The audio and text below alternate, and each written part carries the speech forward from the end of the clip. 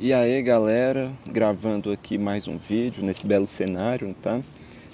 Vou tentar fazer com que esse vídeo não seja muito longo, por isso eu até anotei aqui alguns tópicos.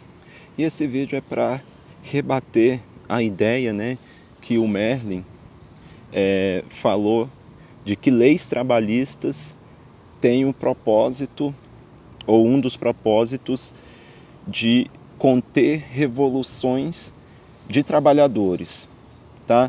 Eu vou desconstruir essa ideia, tá? De forma lógica, argumentativa, tá? Então, vamos lá, né? Então, eu separei em três principais motivos e eu vou elencá-los aqui e destrinchar. Motivo número 1.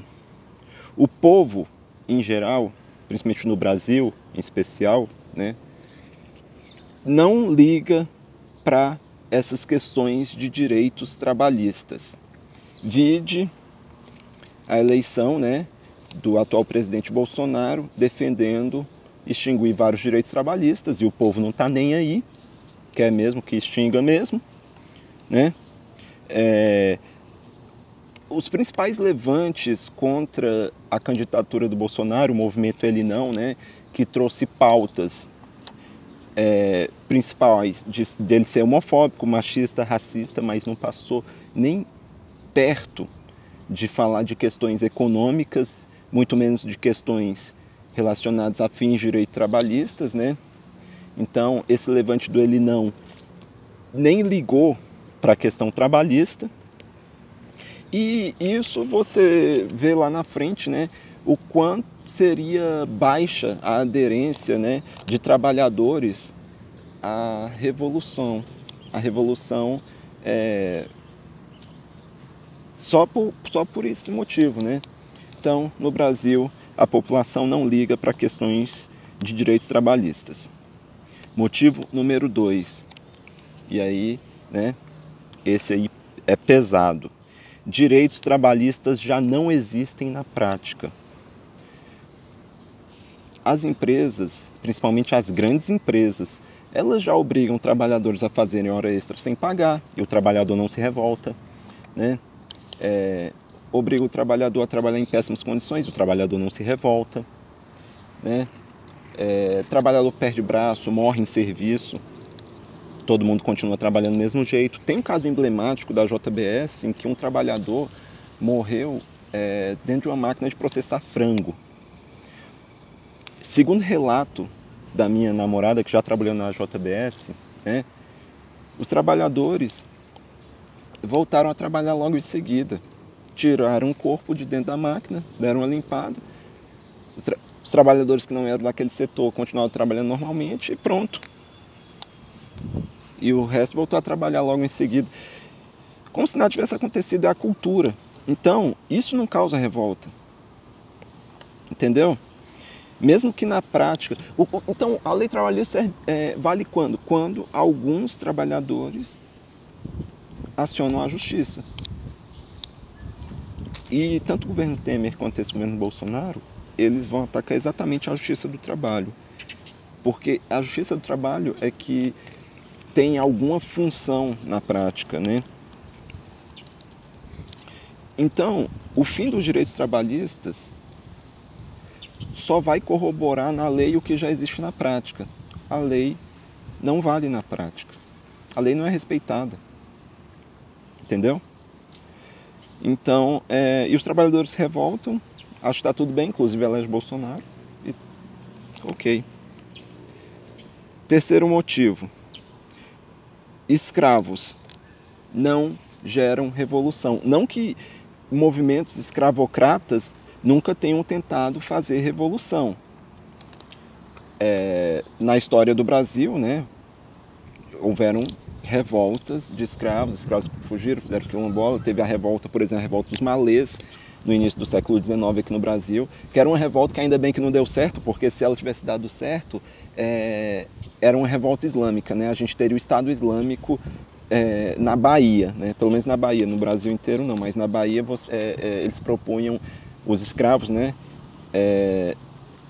revoltosos, eles estavam propondo matar todos os brancos e até mesmo escravizar outros negros que não se declararem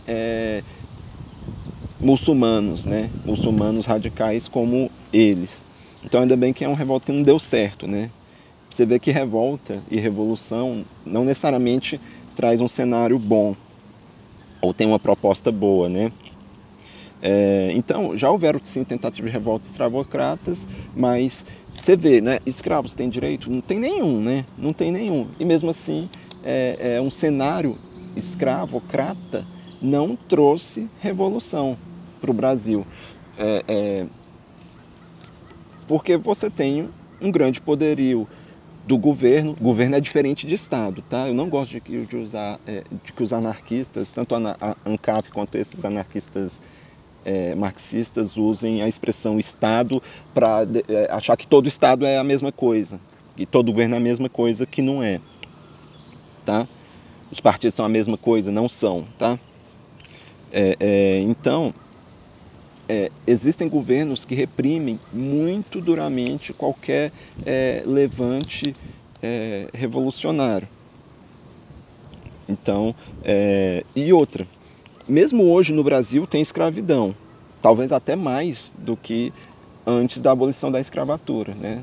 Existe uma população maior de escravos hoje no Brasil do que no século XIX. Porém, isso está gerando revolução? Não.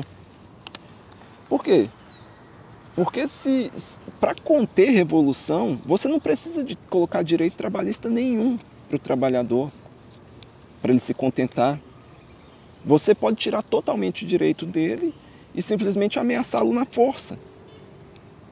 Então, a legislação trabalhista, ela veio num cenário em que, no início do século XX, principalmente final do século XIX e início do século XX, havia péssimas condições de trabalho,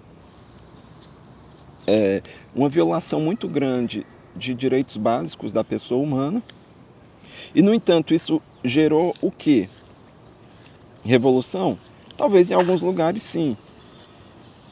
Revoluções que, posteriormente, os marxistas falam que não tiveram nada a ver com Marx. Então, já para por aí. Mas, pelo mundo afora, isso gerou a criação das leis trabalhistas. Então, as leis trabalhistas, elas não vieram para conter revolução, elas vieram por um motivo mais humanitário, para tentar dar ao trabalhador condições mais humanas de trabalho, de folga remunerada, né, para as mulheres, de licença maternidade, essas coisas, né? Então, é para melhorar a condição do trabalhador. Inclusive, esses movimentos sindicais e tal fizeram um levante em reação às péssimas condições de trabalho que havia. Por isso que a legislação trabalhista não é para conter revolução e coisa e tal, até porque se for para conter revolução, você usa força, cara. Você não precisa colocar direito para ninguém. Vídeo que eu falei, escravos. Escravos não tinham direito mesmo assim de fazer revolução porque tinha força impedindo eles de fazerem a revolução. Uma força repressora aí de governos autoritários e tudo mais, né? E por fim, né? Um cliffhanger aqui, uma deixa, talvez para outro vídeo, eu falar que um cenário pós-revolução não necessariamente garante uma melhora, né, em relação ao cenário atual. Quer dizer, um cenário, mesmo que você coloque uma revolução, faça uma revolução e tudo mais, nada garante que nesse cenário pós-revolução você não tenha problemas piores, ou pelo menos os mesmos problemas que você já tem atualmente. Tanto que o anarcapitalista ele quer uma anarquia de fato, mas o anarco-socialista, o anarcomunista, os anarquistas marxistas, eles não propõem necessariamente um fim do Estado. Estado é povo, território e poder soberano. O anarquista socialista ele quer sim um poder soberano, só que com uma outra vertente, uma vertente mais igualitária, mas mesmo assim algo que vai ser sim encaixado no conceito de Estado. Então, não tem como você acabar com o Estado segundo esses marxistas, porque E tendo Estado, vai ter também um sistema que está sujeito à corrupção, né? E vários outros problemas aí que a gente já tem no estado atual. Favorecimento de alguns grupos em detrimento de outros, né? Inclusive que você vê em alguns sindicatos, né? Em alguns sindicatos que eles têm sim a proposta de trazer uma melhoria e uma condição mais igualitária para os trabalhadores, você vê mesmo assim alguns, né, dirigentes e tal, querendo se dar bem em cima do resto. Então, um cenário pós-revolução não garante melhoria de nada, tá? Não garante melhoria de nada e seria muito traumático. Claro que a revolução é uma coisa fantasiosa. Você vê na Síria, né, o que acontece com as pessoas que tentam fazer um levante revolucionário. É um risco de vida muito alto. Quantas pessoas teriam que morrer para uma revolução acontecer, né? E se entre os mortos tiver você, a sua família e tal, eu acho que não vale a pena esse risco para algo que não traz nenhuma garantia de melhora depois, né? Acho não, eu tenho certeza que não vale a pena o risco. Eu acho que a população ela precisa acordar, mas acordar no sentido de, pela via democrática, voltar a votar, né, nos partidos progressistas, né? Eu não diria de esquerda ou mesmo de centro-esquerda, mas pelo menos partidos progressistas que olham mais, né, as questões humanitárias, as questões dos trabalhadores e as questões econômicas, né, de favorecer aí o ganho de poder de compra da população mais pobre, para isso aquecer a economia. Então é isso que eu queria deixar, tá? Lei trabalhista não serve para conter revolução, não é esse o propósito. Lei trabalhista é para dar melhor condição ao trabalhador e direito trabalhista poderia ser tirado e mesmo assim as pessoas não se revoltariam, tá? Então, falou!